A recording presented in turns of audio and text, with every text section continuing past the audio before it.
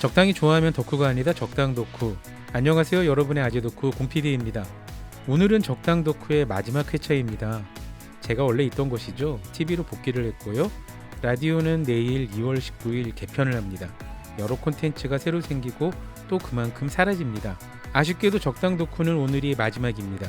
청취자 여러분께 마지막 인사를 어떻게 드릴까 고민을 많이 했어요. 그동안 적당 덕후 콘텐츠를 같이 만들어주신 출연자 덕후 여러분들의 이름을 부르는 것으로 대신하겠습니다. 한국 최고 경기도 덕후 운민 작가님, 익스트림 여행 덕후 체르노빌 소녀 심수진님, 과학 커뮤니케이터이자 섬세한 영혼을 지니신 파토 원중훈님, 밀리터리 덕후 홍희범 편집장님, 자전거 덕후 자동녀 장윤선님, 안근투어 안근수쌤, 쑥스런 TV 지숙대장 김지숙님, 작은 도서관 사서 박세진님, 우리술 익스프레스의 탁재영 PD님, 수동 킥보드 여행 크리에이터 꾸준님, 쇳밥일지의 저자 청년 노동자 천현우 작가님, 남자 찾아 산티아고의 라모요정 정효정 작가님, 내전설의 명성우 윤소라 선생님, 죽음이 다가와도 괜찮아 김진방 기자님, 뮤지컬 배우 랑현님, 개그우먼 쇼호스트 최은희님, 그리고 가장 많은 회차에 출연하셨고 마지막을 함께할 바로 그분입니다. 동부가 정치경제연구소 하승주 소장님, 지금 만납니다.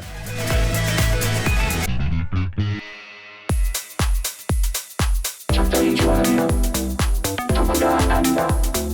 적당 덕후 OBS 라디오.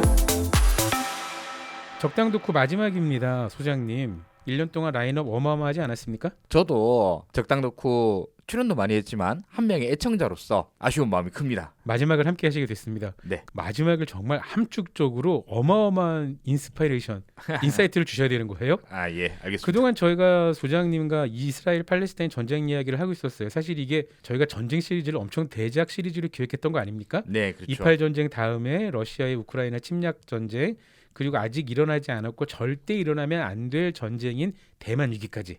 근데 이것들이 모두가 하나같이 우리와 깊은 관계가 있는 전쟁들 아니겠습니까? 네, 그렇죠. 사실 뭐 거리상으로 보면 지구 반바퀴 너머에 있는 곳이긴 하지만서도 당장 뭐 금융시장이나 이런 데 영향을 미치는 것뿐만이 아니라 우리의 안보적인 상황에서도 직접적으로 영향을 미치고 있지 않습니까? 특히 러시아의 우크라이나 침공 같은 경우에는 우리가 155mm 고폭탄을 지원을 많이 했어요. 네. 이런 것도 있고 우리 무기 수출이 동유럽에 많이 팔리는 계기도 됐고 여러 영향을 직접으로 미치고 있는 전쟁이었죠. 이제는 전쟁이 물론 전쟁의 범위 자체는 국지전으로 제한을 하려고 하지만서도 네.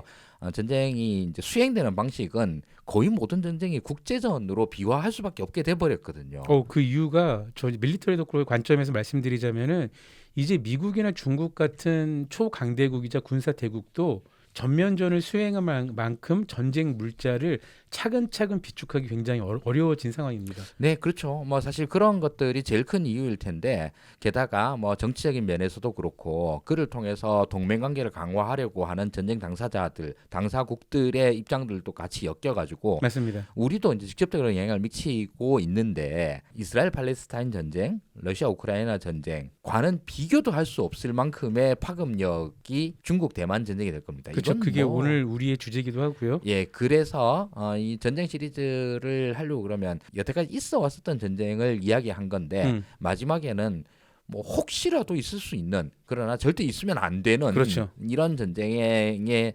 하나로 중국 대만 이야기를 한번 해보려고 합니다. 그렇죠. 저는 그래서 마치 대만 침공, 중국의 대만 침공이 일어난다면 이것은 제2차 한국전쟁과 매우 유사한 형태로 진행될 것이다라는 생각을 해봅니다. 네. 그런 얘기를 차차 해보죠. 그리고 이 말씀 드려야 될 것 같아요. 이 적당 덕후 마지막 회인데 저는 개인적으로 아쉬운 게 참 많습니다. 3월이 되면 한국의 무장 독립 투쟁사를 준비하고 있었거든요. 네. 그렇죠. 사실 우리가 1920년대 무장 독립 투쟁사에 대해 아는 게 거의 없죠. 맞습니다. 청산리 봉오동 전투 끝. 그리고 이런 것들이 어떻게 이런 활동들이 나중에 40년대 광복군까지 이어졌는지 전혀 모릅니다. 그래서 그래서 이런 얘기를 중간에 하고 또 이제 하소장님과 계속해서 여러 전쟁 이야기를 해보려고 그랬는데 이게 마지막이 돼버렸네요. 그러게 말입니다. 저도 뭐 말씀하셨다시피 독립운동 전쟁사죠. 이게 또 당시에 중국 상황과 맞물려 가지고 굉장히 복잡하잖아요. 복잡하죠. 예, 네. 뭐 우리나라 독립운동사들만 해도 복잡한데 여기 네. 이제 중국사까지 얽히고 이러니까. 여기서 이걸 자세히 얘기하면 우리가 시간 없으니까요. 네. 여기서 이 말씀을 드리는 이유는 음. 적당 덕후는 오늘로 끝이지만 언젠가 다시 적당 덕후 시즌 2가 부활할 때 꼭 무장 독립 투쟁사를 하겠다. 그럴 네. 때는 여러분이 상상하지도 못한 아주 놀라운 게스트와 함께하겠다. 라는 공약을 한번 드리고요. 자, 바로 대만 이야기를 해보죠. 네. 먼저 현대 전쟁에 대한 이해가 필요할 것 같아요. 여기서 현대 전쟁이라는 건 21세기 이후에 일어난 전쟁입니다. 21세기 일어난 전쟁과 20세기 전쟁과의 가장 큰 차이는 병사 1인당 소모하는 전쟁 물자의 소모율이 과거보다 비할 수 없이 높아졌다 이겁니다. 이거 한 어느 정도인지 아세요, 소장님? 아니요. 2차 대전의 한 10배에서 15배. 간단하게 말하면 병사 한 명당 소모하는 탄약과 에너지 효율, 사용이 2차 대전의 10배에서 15배 늘어났다는 이야기고요. 네. 베트남전보다 5배에서 7배 이상 늘어났습니다. 이거 어려운 거 아니에요. 러시아의 우크라이나 침공이 장기화되는 걸 보면은 이해할 수 있습니다. 우리가 그런 생각하잖아요. 아니 러시아가 미국과 어깨를 나란히 하던 군사 강대국이었는데 그런 러시아조차 장기간 전쟁을 지속할 만큼 전쟁 물자를 계속 보급하는 게 쉽지 않아 그렇습니다. 이 점을 먼저 생각하시면서요. 대만 침공이 실제 일어나면 어떤 일이 생길까를 생각해 보시면 좋을 것 같아요. 그동안 여러분 뉴미디어에서 특히 너희튜브에서 지겹게 들으셨죠. 정치, 경제적 접근만 할 거 아닙니다. 밀리터리 덕후적 관점으로도 위기를 해석해 볼 거예요. 그리고 한 가지 더 말씀드리고 싶은 거는 과거나 지금이나 전쟁은 절대 합리적 결정에서 일어나지 않죠. 이스라엘 팔레스타인 전쟁이나 우크라이나 침공 전쟁을 보면 전쟁이 양쪽의 권력을 처음 개전 초기에는 일시적으로 강화하는 것처럼 보이기는 해요. 하지만 장기적으로는 절대 그렇지 않을 겁니다. 예를 들어서 곧 우크라이나 대선이잖아요. 네. 젤렌스키의 재선은 매우 어려워 보이죠. 예, 뭐 아직 속단할 수는 없습니다만, 네. 뭐 좀 우크라이나 내부에서도 전쟁 중임에도 불구하고 젤렌스키에 대한 지지율이나 이런 것들이 전쟁 초기와는 비교할 수 없죠, 사실요. 그리고 러시아의 푸틴은 뭐 권력은 공고해지는 것처럼 보이지만 개전보다 권위가 많이 떨어진 건 사실이고요. 네, 중간에 뭐 거의 준 쿠데타도 한번 일어났고요. 그러니까요. 자, 그럼 바로 대만으로 가보시죠. 지난 1월에 대만 총통 선거가 있었습니다. 대만은 요번에 이제 3파전으로 이루어졌는데요. 대만 정치는 사실은 2파전입니다. 그렇죠. 그러니까 예. 일여와 이야인데 사실 일여와 일야가 거의 같은 노선이었고. 네, 맞습니다. 대만은 장개석이 국공 내전이 벌어지고 모택동한테 져서 그래서 이제 소위 국부천대라고 그러죠. 이걸 통해서 이제 대만으로 도망났다. 이건 다 아시지 않습니까? 네, 이때 이 장개석의 세력이 국민당 세력이고요. 그렇죠.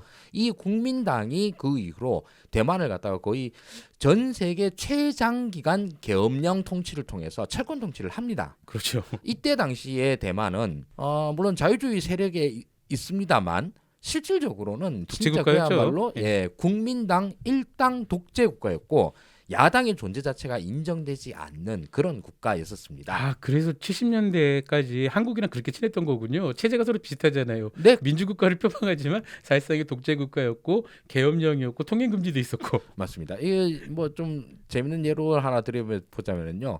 이승만 시절에 네. 이승만 대통령이 국가 훈장을 수여하는데 네. 딱 3명 주거든요. 아, 그 중에 하나가 장개석이었습니다. 예, 그 중에 한 명이 장개석이었습니다. 그 정도로 이제 장개석과는 우리나라의 독재 권력들과는 아주 긴밀한 서로가 서로를 많이 닮아갔었어요. 근데 이제 역사적으로 보면 네. 독재자는 서로 되게 싫어하잖아요. 가장 대표적인 게 히틀러와 스탈린. 근데 뭐 전쟁하기 전까지만 해도 둘이 서로 곧 전쟁할 것 같긴 하지만서도 죽은 잘 맞았다. 뭐 이런 식으로 이제 생각할 수도 있을 것 같습니다. 네. 어쨌든 장개석은 죽을 때까지 철권 통치를 했고요. 네. 죽고 난 다음에 거의 모든 독재 국가 그렇듯이 아들이 정권을 이어갔습니다. 이제 아유, 네, 그렇죠. 예, 장진과 뭐 한자 이름은 장경국이라고 그러죠. 네. 근데 이 아들이 의외로 아버지와는 달리 대만을 계속 이런 식으로 통치할 수는 없다라는 생각을 가지고 그 이후로부터 약간씩 대만의 어떤 정치적인 그렇죠. 문을 열기 시작을 합니다. 계엄령도 풀고 통금도 풀고. 그래서 나온 게 이제 약간 열린 정치적 공간을 통해서 나온 게 네. 현재의 집권당인 민진당입니다. 그렇죠. 민진당도 마찬가지로 이제 국민당 독재 정권에 저항하는 야당 세력이자 민주 세력이자 제야 세력이었던 것이죠. 네. 여기 통해서 이때 당시에 처음 나왔을 때는 뭐 암살이니 투옥이니 고문이니 다 했었습니다. 우리나라 얘기인 줄. 예, 그걸 통해서 민주당 세력이 조금씩 이제 세를 불려 나아갔죠. 네. 그리고 그 이후로도 계속 이제 국민당이 집권을 계속되었습니다만 이후에 드디어 민진당으로의 정권 교체. 첫 정권 교체가. 예, 첫 정권 교체라죠. 그 유명한 천수희벤입니다. 그렇죠. 예, 천수희벤 집권도 8년 되거든요. 8년 되고 난 다음에 나중에 이제 천수희벤이 이제 부패 문제로 뭐 지금 이제 감옥도 갔다 오고 막 그렇습니다. 네. 그러다 국민당 정권을 한번 바뀌었다가 그 이후에 다시 민주당으로 또 정권 교체가 됩니다. 그렇죠. 이게 이제 차잉원 정권인데 차잉원 정권 8년이 지나고 요번에 이제 세 번째 민주당 집권 3기가 되느냐 마느냐였었는데 이전까지 언론에서는 그래도 뭐 대만 선거가 손에 땀을 쥐게 하는 뭐 긴박한 뭐 박빙애 이런 얘기가 나오지만 대만 정치에 대해서 조금 감이 있으신 분이라 그러면 누구나 민진당의 승리를 예감을 하고 있었을 것입니다. 네. 그래서 예상대로 민주당의 라이칭더 후보가 당선이 되었죠. 그렇죠. 이 인물이 좀 특별한 게 그 전에 차잉원 총통보다 훨씬 더 반중 친미 성향이 강하죠. 노골적으로 드러내는. 근데 이게 모든 이제 언론들에서는 대만의 이제 민주당과 국민당의 대립 구도를 만들다 보니까 실제로 라이칭도 후보는 친미적 성향 매우 강하고 그리고 반중적 발언 좀 세게 할 때도 많고 굉장히 그렇죠? 세게 하시던데. 예, 그리고 국민당 후보는 아무래도 뭐 친중적 색깔을 이제 언론에서는 많이 강조를 해요. 그리고 제3 후보도 있었는데 이제 민중당 후보, 제3 후보는 뭐 그것도 아니고 실리적이다 뭐 이런 식의 얘기를 하는데 사실은 대만이 할 수 있는 정치적인 보폭이 매우 결정되어 있습니다. 아무리 반중 친미를 한다고 하더라도 중국과 그래 한번 붙어보자 라고 할 수 있습니까? 못하잖아요. 그리고 아무리 친중적이라고 한다 하들 그렇죠. 그래 그럼 뭐 중국이랑 우리랑 원래 한 나라였고 하나니까 뭐 중국이랑 같이 통일하자 우리 대만성으로 들어갈게요. 뭐 이런 식으로 할 수 있는 없죠. 사람 있습니까? 없거든요. 없죠. 이 안에서 최대한 대만의 나름대로 활로를 찾아내야 되는 건 사무 후보가 똑같습니다. 그렇죠. 그런데 문제는 이미지가 그렇게 박혀버렸어요. 약간 이런 얘기군요. 그러니까 새우보다 소금물이었는데 소금물의 염도의 차이만 있을 뿐이지 소금물이었다. 그렇죠. 예, 소금물이고 그리고 이제 누가 당선이 되든 앞으로 대만이 할 수 있는 그 맞아요. 중국과의 관계는 결정돼 있습니다. 그렇죠. 전쟁을 할 수도 없고요. 그리고 저기 중국과 같이 통일할 수도 없습니다. 실제로 대만은 전쟁을 원하지도 않고요. 그럼요. 전쟁 원하는 국가가 어디 있겠습니까? 양쪽은 마치 원하는 것 같아서 미중은 일단 많은 사람들이 대만 얘기를 이야기하면 먼저 미중 패권을 이야기해요. 근데 전 이게 약간 좀 지겨운데 물론 미중 패권이 대만 위기를 가속화시키고 있는 거는 맞는데 그게 전부는 아닐 겁니다. 제가 이 이론에 왜 반기를 드냐면은 마치 신흥 제국이 기존 패권 제국에 도전할 때 전쟁이 일어나는 건 우리가 역사 속에 넣어봤으니까 당연하다고 하지만 현재까지의 중국은 앞으로도 그럴 거고요. 결코 미국이 차지했던 지구 제1제국의 자리를 넘볼 수가 없습니다. 근데 이건 중국도 알고 있을 거예요. 경제과학, 기술, 군사력만 얘기하는 게 아니라 더 중요한 게 소프트 파워죠. 그렇습니다. 중국과 미국 간의 이제 패권 전쟁 이걸로 인해서 중국이 미국의 패권을 넘어서서 우리가 이제 제1 패권 자리를 차지하겠다라고 하는 건 중국 내부의 극소수의 국뽕 의식을 고취하는 데는 도움이 되겠지만 물론 중국 공산당은 중국의 청년 세대들에게 그런 걸 굉장히 강조하기 있긴 해요. 근데 정작 중국 공산당 핵심 지도부도 그걸 믿진 않습니다. 그냥 프로파간다. 구호죠, 구호. 하나에 불과할 거라 그러는데 그렇다고 해서 이제 미중 패권과 무관한 것도 아니고요. 미국과 중국이 매우 격하게 대립하고 있는 것도 사실입니다. 그리고 그 과정에서 중국 대만 간의 군사적 충돌의 가능성이 높아지는 것도 사실입니다. 그렇죠. 예, 맞습니다. 예, 이런 문제가 있는데 중국과 대만이 이제 계속 서로 늘 이제 말로 주고받습니다. 뭐 그러고 있다가 가끔 이제 바다로 뭐 미사일 한번 쐈다는 둥, 뭐 그 앞으로 항공모함 한번 윙 지나갔다는 둥, 비행기 뭐 맨날 띄운다는 둥, 이런 등등등의 이야기들이 나오고 있는데 여태까지 쭉 그래 왔으니까 앞으로도 쭉 그럴 것이다. 또는 아니면 이거는 계속 이렇게 군사적 긴장도를 높여 나가면서 그러다가 언제 한번 빵 터뜨리려고 하는 것이다. 양쪽 다 해석이 가능하잖아요. 일단 중국 정부의 공식 사이트에서는 이런 말을 했었죠. 2027년을 공식적으로 얘기하긴 했었죠. 대만과의 통일을 위해서 무력 사용도 불사하겠다라고 하는 발언은 매년 합니다. 그죠? 매년 하고 저기 신문에서 사설을 통해서 얘기한다 이게 아니라 시진핑이 직접 그렇죠. 신년 연설 또는 뭐 양회 연설 이런 걸 통해서 그러니까 신년사가 대만 침공이야. 공식적으로 계속 그런 발언을 네. 하고 대만에서는 점점 더 학을 떼게 되는 거죠. 이러다 보니 중국과의 친중적인 색채를 띠는 정치 세력이 도저히 살아남을 수가 없습니다. 야, 이게 대만과 중국의 군사력을 비교하는 것 자체가 아무 의미가 없죠. 이건 마치 한국과 미국의 군사력 차이보다 상회합니다. 몇 배를 더 상회해요. 말씀하신 바로 그 이유, 중국과 대만 간의 너무 엄청난 군사력 격차라고 하는 것이 중국 입장에서는 전쟁을 좀 더 손쉽게 생각할 수 있는 요인도 될 수 있습니다. 바로 그 점이 우리를 긴장시키게 만드는 일이죠. 그렇죠. 근데 이제 중국이 대만만을 보는 건 아니죠. 전쟁을 결심한다 그러면 자연스럽게 미국과 일본의 자동 참전을 생각할 테니까 그리고 거기에 우리는 부록이 됐죠. 어느새. 우리가 딸려 들어가게 돼 있습니다.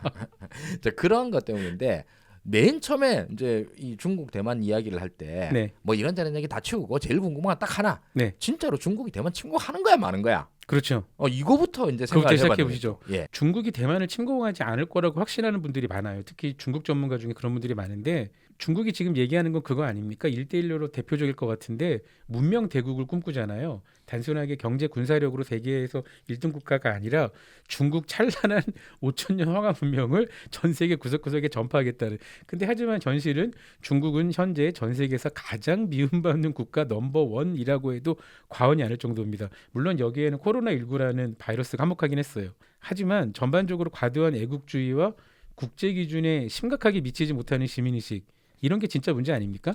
근데 만약 중국이 대만을 침공한다면 안 그래도 대외 친화력에 심각한 문제가 있는 중국인데 중국이 생각하는 문명 대국을 이루기는 더 어려워질 거 아니에요.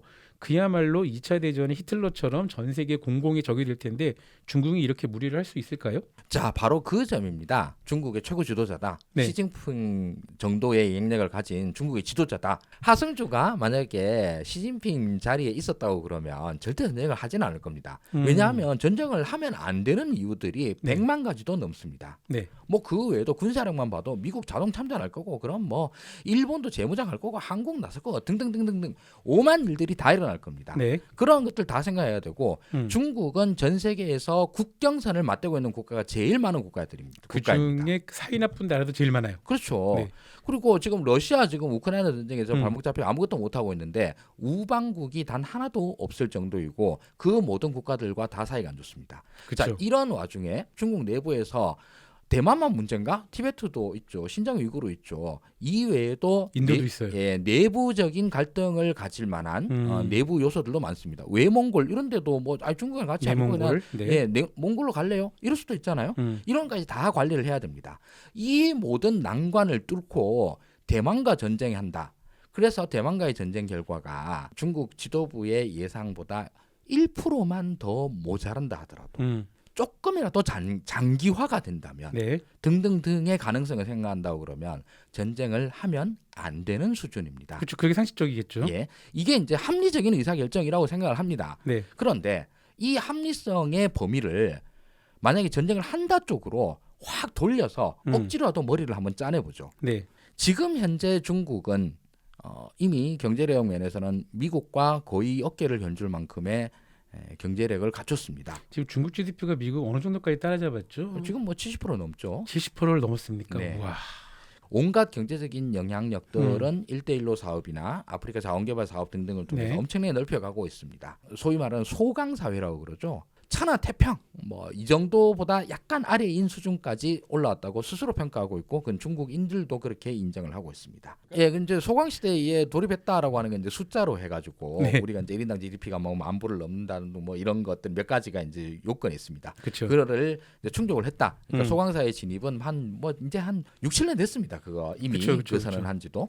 이제 이 다음 단계로 나아가야 됩니다.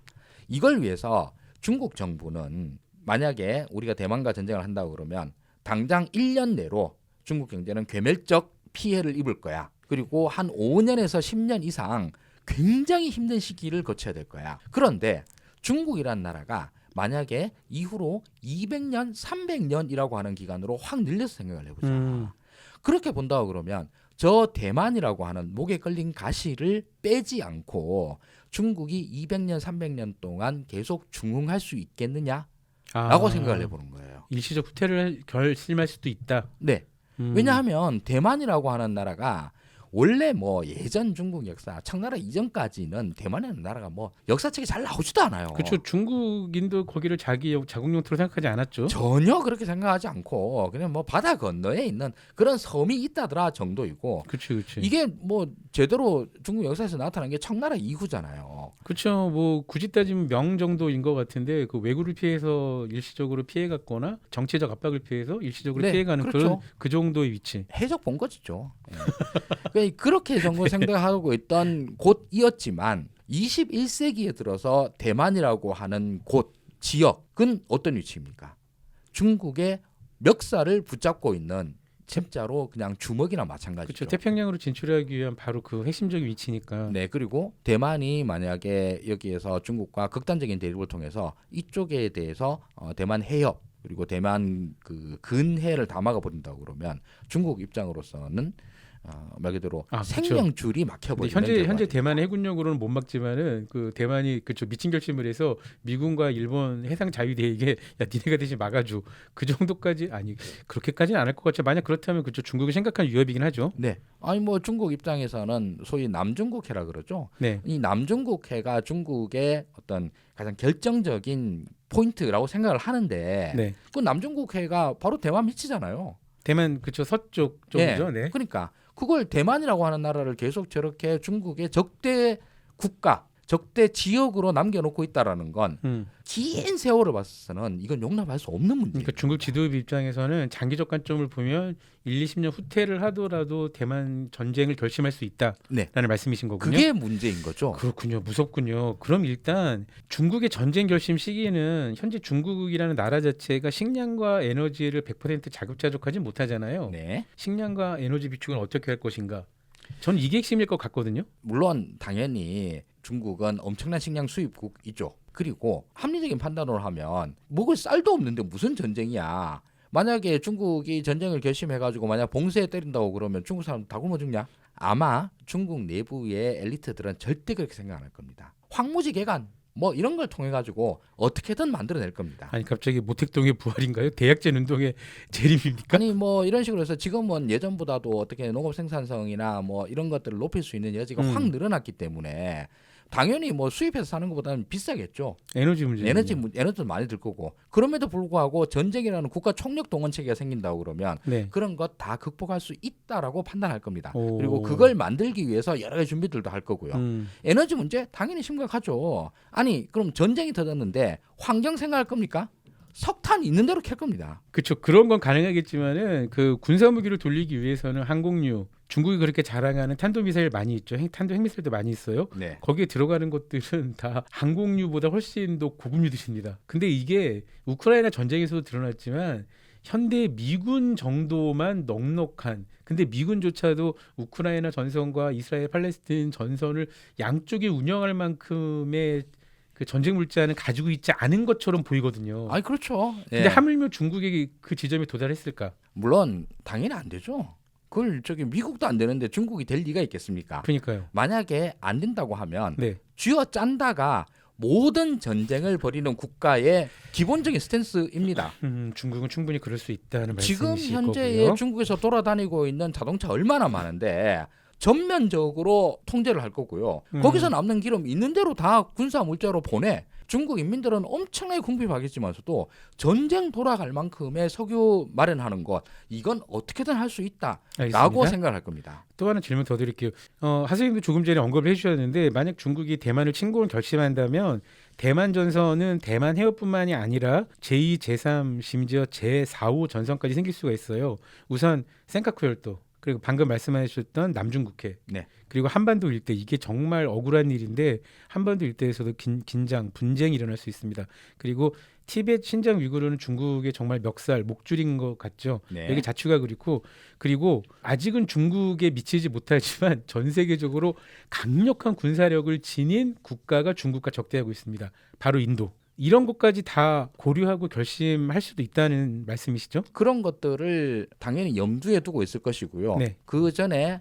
외교적인 문제 또는 내부 치안의 문제로 해결할 수 있는 건 해결할 수 있을 것이고 그리고 만약에 시진핑이 전쟁을 준비를 한다라고 생각하면 이런 문제들이 생기기 전까지 대만 군사적 충돌을 해결한다라고 하는 작전 계획을 세우지 않겠습니까? 이걸 전쟁을 질질 끌어가지고 신장 위구르에서 뭐 데모나고 어디서 나오고 맞죠. 이런 네. 거를 다 염두에 두고 어떻게 전쟁 계획을 세우겠습니까? 그렇다면 공산당 지도부는 일단 대만 전쟁이 장기화가 되면 안 된다는 생각은 당연히 할 텐데 네. 이게 무조건 속전속결로 끝낼 수 있다는 판단이 들어야 시작할 수 있다는 그 말씀을 하시는 것 같아요. 저는 하승주 너 전쟁이 진짜 중국 대만 전쟁이 난다고 봐 안 난다고 봐? 네. 나한테 묻는다 그러면 네. 95%의 확률로 안 난다고 생각합니다.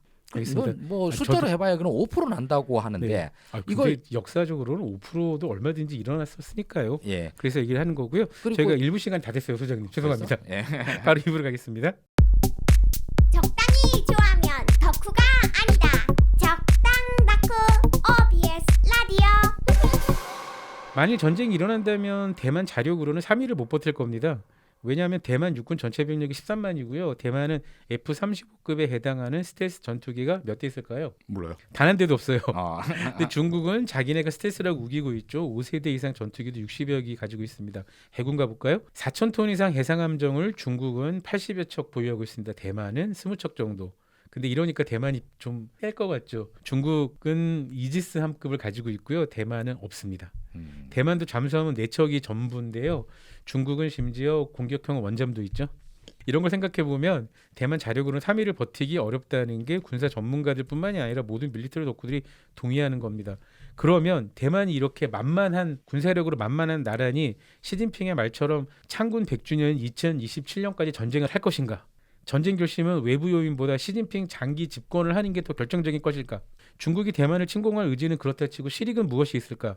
실제로 대만을 침공할 처럼 블러핑을 하고 대만의 집권 세력을 붕괴시키겠다 이런 전략은 아닐까 하는 생각도 듭니다만. 뭐 저를 비롯해서 소위 중국 전문가, 미국 전문가, 대만 전문가들이 그 예측을 했는데 예측대로 되건 예측이 틀리건 그거는 사실 그야말로 호사가들의 이야기일 뿐입니다. 그렇죠. 그리고 이 문제에 대해서 전쟁의 가능성이 0.0001%라고 생각을 하죠. 매우 희박하다. 그래서 준비를 안 하는 것도 말이 안 되는 거고요. 그리고 이 전쟁의 확률을 더 낮추기 위해서 준비를 해야 되는 것도 사실입니다. 예상은 합니다만 그 예상은 사실은 어떤 의미에서 무의미합니다. 그러면은 둘째 문제로 넘어가야 돼요. 네. 만약에 전쟁이 터졌다고 그러면 그 전쟁은 어떤 전쟁일까? 네. 이런 물음으로 넘어가야 된다 생각합니다. 우리는 망하는 전쟁. 뭐 중국도 망하고 대만도 망하고 한국도 무조건 망합니다. 아니 억울하잖아요. 우리 친구가 아닌데 우리가 왜 망해요? 네, 그러게 말입니다. 러시아가 우크라이나 침공했다고 해서 유럽 일대가 다 망하는 거나 마찬가지입니다. 어차피 전쟁이 터지고 나면 주변국들도 절대 네. 안전할 수 없으니까요. 네. 만약에 중국이 대만을 침공했다. 그 전쟁은 어떤 전쟁일까? 네. 모든 전쟁은 전쟁을 일으킨 국가의 전쟁 목적이 있습니다. 그렇죠.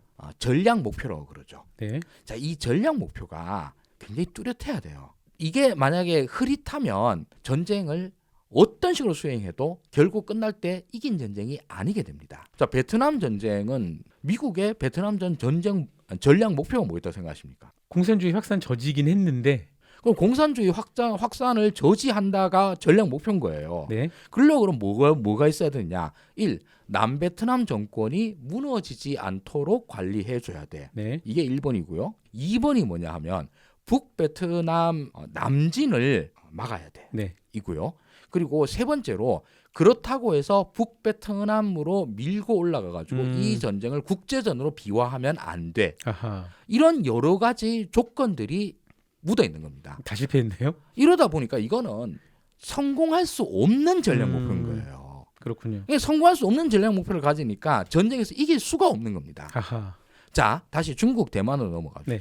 만약에 중국이 대만을 침공한다 이랬을 때 중국이 가질 수 있는 전략 목표는 무엇일까요? 이거는 하나밖에 없습니다. 단 하나밖에 없습니다. 대만의 완전 정복밖에 없습니다. 뭐 전쟁에서 예를 들면 러우 전쟁 같은 경우 생각해 보죠. 네. 러시아가 우크라이나를 침공했을 때 전략 목표는 뭐냐?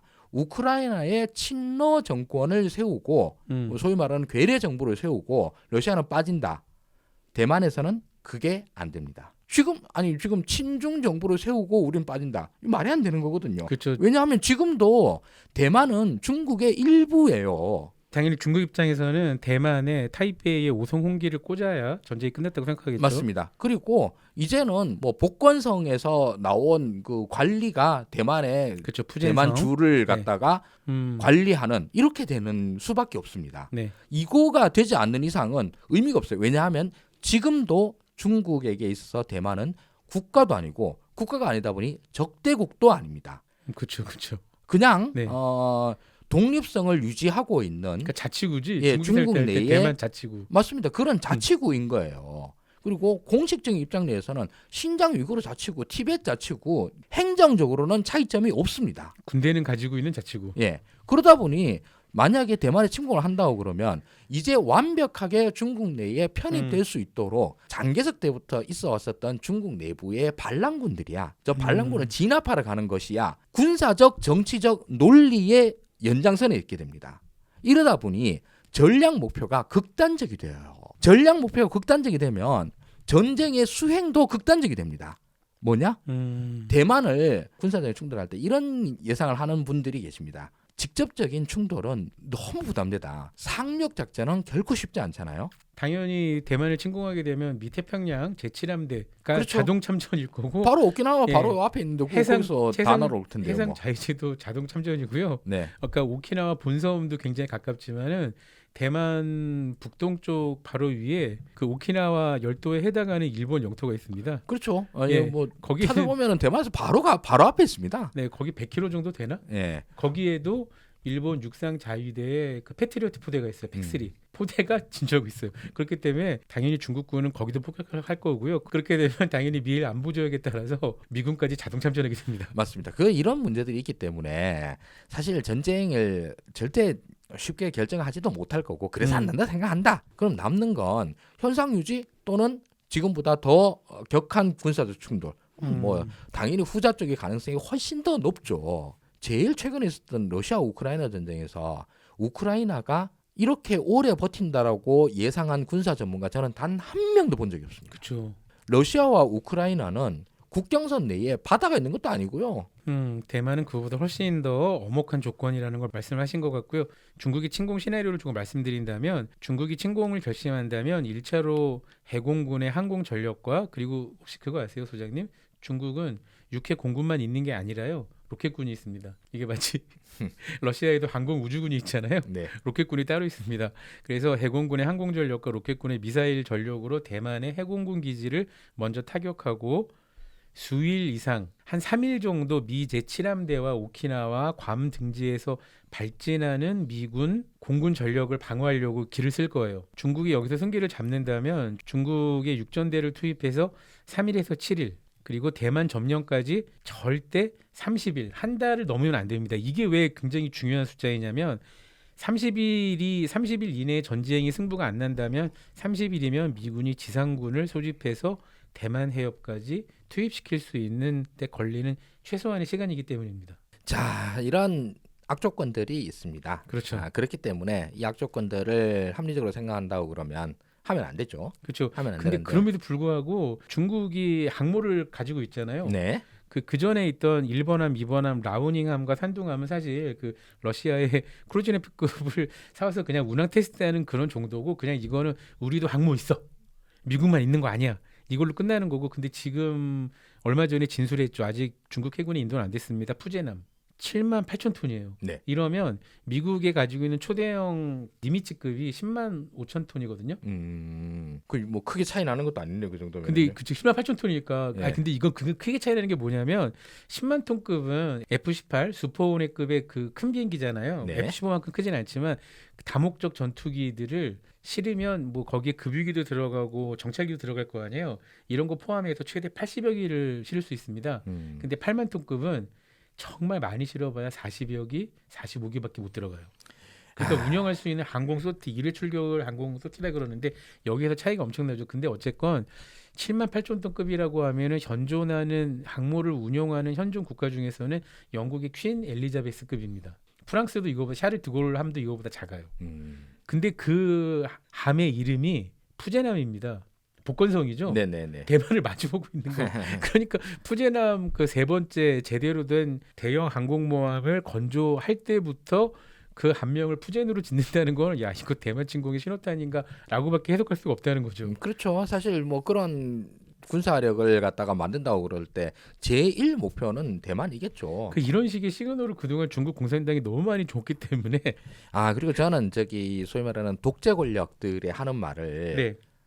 어떤 면에서는 고지고대로 믿습니다. 아 이거 나 국민들한테 독재할 그러네. 거야. 그러면 독재를 하고요. 나 이거 침공할 거야. 그러면 여태까지 독재자들은 진짜로 침공을 하고요. 아니 그러고 보니까 그동안 히틀러가 했던 말이 다 진짜 그대로 행했잖아요 거의. 네, 그렇습니다. 그 여태까지 뭐 히틀러라든가 캄보디아 뭐라든가 이런 데 있었던 독재자들 그렇죠. 이런 데들 보면 지가 한 말 그대로 했었습니다. 그러네요 진짜. 이게 진짜 사람들을 좀 소름 돋게 하는 면이고요. 네. 이후에 시진핑도 여태까지 공언들을 너무 많이 해왔었습니다. 그렇죠. 무력 도발 불사하겠다라고 하는 말은 무력 도발 하겠다는 말이지 않습니까? 그리고 사실 이제 군사력을 이렇게 저렇게 비교를 해보자고 그러면 인구 면에서나 뭐 경제력 면에서나 중국과 대만을 1대1로 비교를 하면 말이 안 되는 거죠. 그렇죠. 그런데 이런 소국들이 취하는 전략은 어디나 다 똑같습니다. 그걸 소위 이제 고슴도치 전략이라고 스팅. 그러잖아요. 예. 네. 그건 너네들이 침공을 하면 우린 죽긴 죽는데 대신 죽기 전에 너네들한테서도 치명적인 타격 하나는 날리고 우리도 죽을 거야. 벌처럼 한 방을 쏠 거야. 예. 그 전략이죠. 그렇습니다. 뭐 제일 그걸 확고하게 하고 있는 게 싱가포르이고요. 그렇죠. 대만도 마찬가지로 똑같습니다. 우리도 그랬었는데 우리는 이미 그 수준을 넘었어. 아니, 그렇죠. 군사 강국이야 우리는. 예, 우리는 그 반대가 됐죠. 북한이 지금 그 전략을 쓰고 있는 거고. 그렇죠. 예, 대만 전쟁이 뭐 사실 별로 가능성이 없다라고 얘기하는 사람들 중에 상당수가 네. TSMC를 많이 예를 듭니다. TSMC가 있죠. 예, TSMC가 있고 네. 이 TSMC가 없으면 중국의 산업 중에 거의 절반은 뭐 멈추는 거나 마찬가지다. AI가 쓰겠죠. 중국 AI도 씁니다. 예, 뭐 미국도 마찬가지지만 네. 중국도 뭐 산업 아무것도 안 들어갈 거야. 위안을 찾으려고 합니다만 전쟁을 결심한 사람들의 입장에서 그 전쟁이 이후에 100년, 200년의 국가 미래를 결정한다라고 판단하는 사람들의 입장에서 과연 TSMC가 전쟁을 막을 수 있는 안전판이 될 수 있을까? 저는 매우 회의적입니다. 제가 하 소장님을 평소에 굉장히 좋아하는 이유가요. 이렇게 단정적이세요. 근데 어떤 전문가도 100년, 200년 후에 중국을 생각하면 1, 20년 혹은 2, 30년 경제부터해도 괜찮다. 대만을 점령해야 한다. 그렇게 생각할 수도 있을 수 있다. 중국 공산당은 이렇게 단정적으로 말하는 사람 한 명도 없었지 않습니까? 네. 네, 그래서 하 소장님이 굉장히 좋습니다. 아니 근데 정말 그렇게 생각하지 않겠어요? 아니, 가능성이 있죠. 가능성이 있죠. 실제로. 네. 시진핑은 15년 동안 공산당 그 서기장하고 주석하고 이제 난 뭐 손 털고 집에 가서 뭐 신선처럼 살 거야? 그럴 라고 리가 생각하는 없지. 사람이 전혀 네. 아닙니다. 그렇죠. 네, 종신으로 가는 길을 밟고 있죠. 네, 저는 시진핑이 머릿속에 다음권 있는 사람은 누굴까 생각하면 1번은 모택동이겠지만 또 2번이 강희제일 거라 생각을 해요. 아, 그럴 수 있겠네요. 예, 강희제가 한 게 뭡니까? 현재 청나라라고 하는 국가가 맞닥뜨리고 있는 내부적 외부적 그쵸. 모순을 다 해결해서 이후 300년간 청나라의 그쵸. 기틀을 닦은 사람입니다. 마지막 남은 중국의 걸림돌을 내가 치우고 그러고 나는 저기 중국 역사에 영원히 기억되는 지도자가 야, 될 그렇군요. 거고. 그러니까 내가 지금 이런 거로 해서 욕을 먹겠지만 나는 현생의 강희제고 곧 나올 누군가 나의 대를 이룬 걸륭제를 꿈꾼다. 예, 그렇죠. 걸륭제가 나와서 더욱더 사회주의 중국을 세계 1등으로 우뚝 만들어달라. 내가 미치겠다. 정말 무서워지네요. 시진핑이 내가 독재를 하려고 그러면 이걸 하고 이렇게 생각하지 않을 거라는 거예요. 이런 독재자들 경우에는 스스로 고양된 애국심과 민족의식과 역사의식 속에서 스스로를 정당화할 겁니다. 그 제일 무서운 사람들이 그거잖아요. 신념 있는 바보들이 제일 무섭잖아요. 네, 저는 그래서 차라리 그야말로 이 속에 밟고 부정부패를 해가지고 자기의 사리사욕을 채우려고 하는 이런 정치 지도자보다 더 무서운 것이 이상한 사명의식에 사로잡힌 사람들일 수도 있거든요. 강희제는 그 3번의 난을 토벌하고 그렇죠. 중가르 제국을 멸망시키고 뭐 토번이니 뭐니 뭐 다 정리했어. 파괴왕. 이렇게 파괴지왕. 하고 청나라 300년 기틀을 세웠어.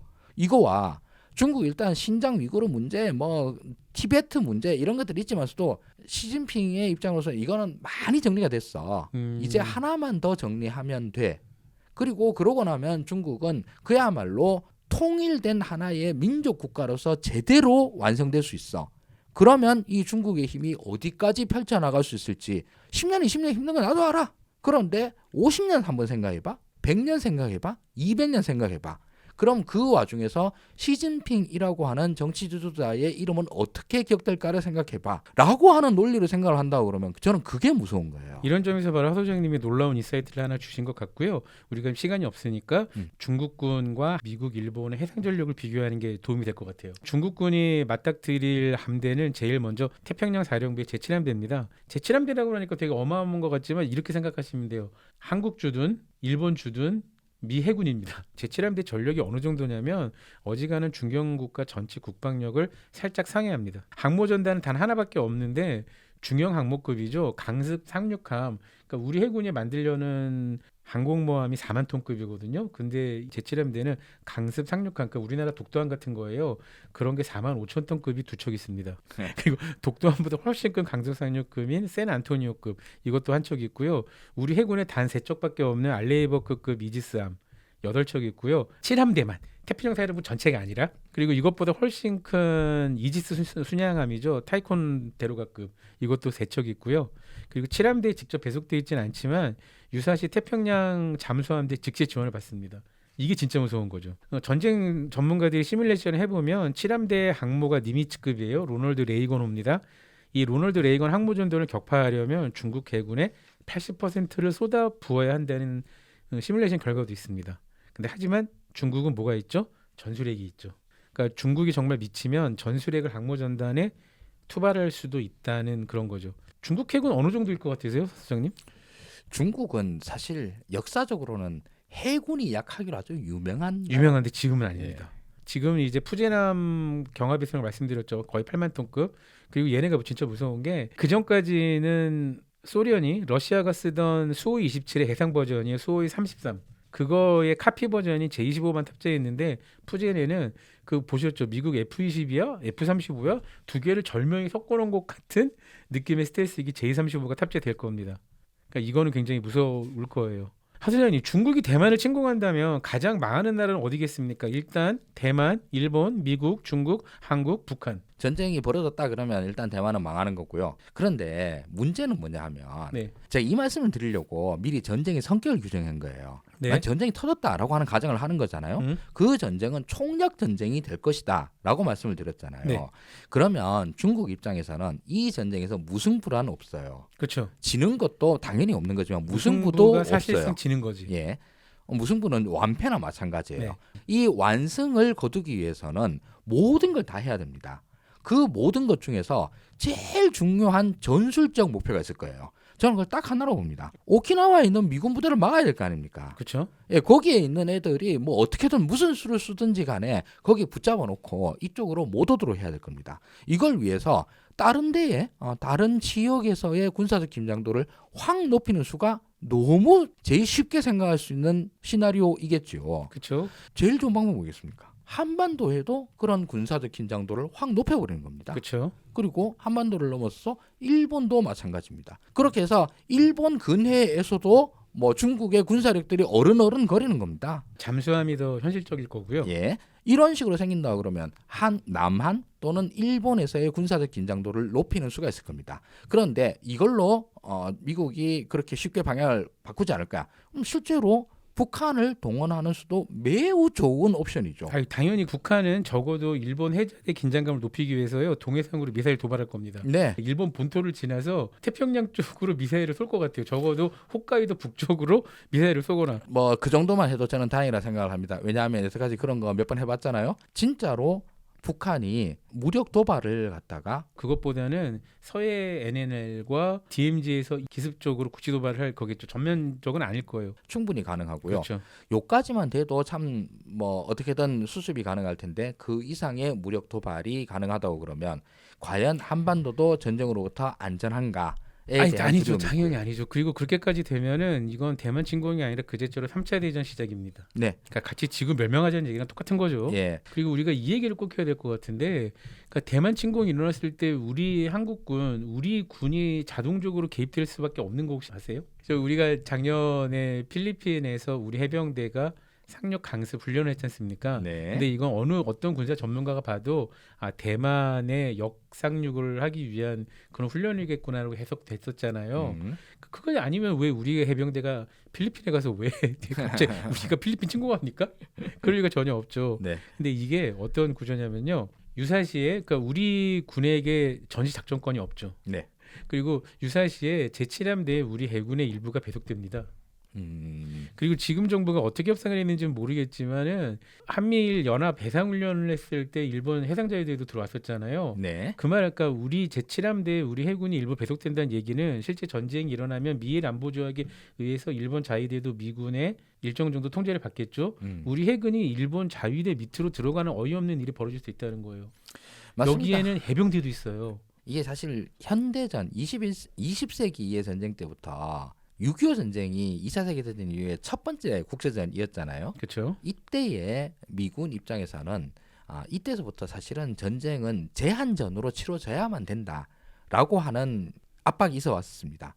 그래서 베트남에서도 미군은 베트콩과 육지에서 싸웠지 북베트남군과 전면적 군사 대결을 육상에서 하진 않았어요. 물론 저기 폭격은 엄청나게 예, 많이 공습을 했지. 공습을 했지 깃발 꽂으러 쫓아가진 보병이 가진 않았다는 가진 거예요. 않았죠. 예. 이게 사실 제한전이거든요. 그래서 어떤 의미에서는 군사적 갈등이 어느 정도 수준 이하로 관리되어진 측면도 있습니다. 제가 중국, 대만 만약에 전쟁 위기, 군사 위협 이런 거 갖다가 제일 심각하게 보는 이유 중에 하나는 만약에 이 전쟁이 0.1%의 확률로 터진다고 그러면 이거는 제한전으로 될 수 없다라는 점 때문입니다. 그렇죠. 왜냐하면 전략적 목표가 맞아요. 제한전으로 달성될 수 없는 목표이기 때문에. 그러니까요. 그렇기 때문에 만약 대만 전쟁이 일어난다면 우리는 어떤 일이 벌어질 것인가? 한국에는 그러니까 워게임 시뮬레이션에 따르면 우리가 참전을 하든 말든 네. 최대 GDP가 마이너스 23%까지 떨어질 거라고. 아니 마이너스 23%면 나라 망한 거 아닙니까? 저는 그거는 최상의 베스트 시나리오라 생각을 하고요. 마이너스 23 잠깐만 마이너스 23이면요 대략 생각해도 우리 지금 1990년대 중반으로 돌아가는 거예요. 마이너스 23%로만 생각해서 베스트 시나리오라고 하는 것의 수준은요. 네, 지금 현재 우리나라에서 실업률이 한 4% 정도 되거든요. 네. 갑자기 실업률이 50% 60% 되는 수준입니다. 모든 직장이 월급을 못 주는 수준입니다. 아니 나라가 진짜 망한 거네. 예, 그렇게 망하는 진짜 겁니다. 그냥 보통 정도의 시나리오라고 진짜로 걱정을 하는 건 네, 북한과의 전쟁입니다. 그렇죠. 예, 그렇게 된다고 그러면 뭐 GDP 뭐 몇 프로라고 얘기를 하는 건 무의미해지는 것이고 우리 전후복구로 진짜 50년, 70년 해야 될지도 몰라요. 네, 그런 식으로 생각을 하기 때문에 그래서 이 문제는 최대한 현실화가 안 되도록 만들어야 되는 것이고 그리고 또 심각한 게 더 있을 것 같아요. 우리가 지금 21세기 대한민국이 150년 전의 조선 또는 구한말로 돌아갈 것 같아요. 우리가 지금 현재 충성해야 될 게 미국이다. 아니다. 이제 중국이다. 아니다. 일본과 연합해서 그냥 그들 밑으로 들어가자. 아니다. 북한과 핵심의 독재 세력을 만들자. 이거다 저거다 아니다. 서로 맞서 싸우면서 진보나 보수나 양쪽에서 극단주의자들만 살아남을 것 같은 생각이 듭니다. 그렇죠. 이렇게 이제 전쟁의 키는 대만이 중국을 침공할 일은 없잖아요. 그런 대만 해협을 못 넘어. 대만군은 절대. 뭐 그럴 가능성은 0이니까 네. 우리는 그 전까지 온갖 외교적 또는 군사적 정치적인 노력을 통해 가지고 중국 입장에서 그런 식의 마음을 먹지 못하도록 위대한 중국의 역사를 만들고 싶으면 그건 평화의 역사가 돼야지 전쟁의 역사가 되면 안 된다. 문화적으로 설득하고 실제로 중국 국민들에게서도 넓게 퍼질 수 있도록 하는 것. 이게 뭐 거의 유일한 방법이 아닐까 싶습니다. 와, 이런 말씀을 듣다 보면 전쟁이 일어날 것 같다는 생각이 너무 드는데 어쨌건 어느덧 시간이 다 됐어요. 네. 예, 마지막 시간까지 다 왔습니다. 여러분께서 오늘 나눴던 하 소장님과 이야기를 나눴던 것들 중에서 취사 선택적으로 들으시면 될 것 같아요. 저희가 말하는 것도 다 정답은 아닐 테니까요. 이런 의견을 가진 사람들도 있다 정도로 생각해 주시면 좋을 것 같습니다. 하 소장님 최근에 역사 대화 드라마 고려 거란 전쟁 잘 보시죠? 아니요. 네. 제가 마지막으로 이 말씀드리고 싶은데요. 한반도가 잦은 외세 침략에 시달렸잖아요. 네. 물론 이게 한반도만의 문제는 아니겠죠. 약속은 물론 중견국과 제국도 외세 침략에 자주 시달립니다. 한반도가 그들과 다른 점이 있을 것 같아요. 딱 하나. 한반도를 침략했던 제국은 대부분 몰락했다는 것. 그렇죠. 예, 당대 최고의 경제 부국이었잖아요. 송나라. 맞습니다. 군사적으로 완벽히 제압했던 게 거란이죠. 연이은 고려 침공으로 망했죠. 그 전에 수나라가 고구려 침공하며 망했죠. 일본 최초로 최고의 독재 권력을 누렸던 도요토미 임진왜란으로 정권 무너졌습니다. 한반도는 그런 곳이고 한민족은 그런 사람들이다. 앞으로도 그랬으면 좋겠다는 생각을 해봅니다. 저도 그렇습니다. 동감입니다. 네. 적당히 좋아하며 누구나 안다. 적당 덕후 OBS 라디오. 마지막 인사 정말 간결하게 드리겠습니다. 스페셜 땡스 투 베즈 PD 그리고 아시마님 청취해주신 여러분 정말 감사했습니다. 다시 만나는 그날까지 부디 건강하세요. 혹시 하소장님도 한마디 인사를. 불러주셔서 대단히 감사합니다. 다음에 또 언젠가 다른 기회로 만날 수 있으면 좋겠습니다. 고맙습니다. 적당 덕후 끝.